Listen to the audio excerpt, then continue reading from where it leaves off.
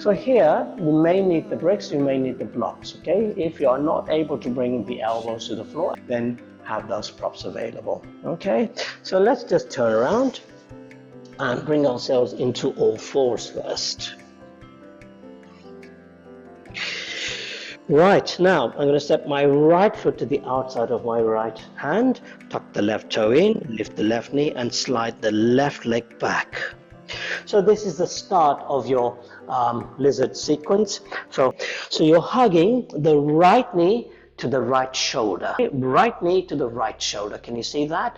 My hip and knee are in line. Can you see that? That's important. And what I'm going to do is just rock forward and backwards. Okay, rock forward and backwards. And at all times, we're always trying to lower the chest towards the floor because the lizards have their chest towards the floor. They don't have them about 6 inches off the floor. You know that.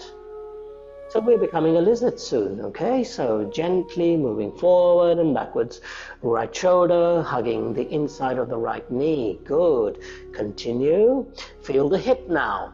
10, 9, 8, 7, 6, 5. Look forward.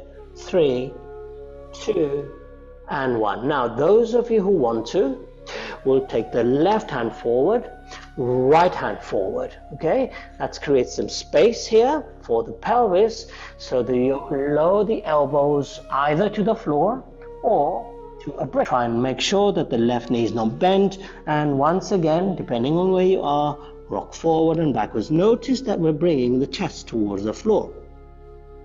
Forward and backwards. 10, 9, feel the hip opening here.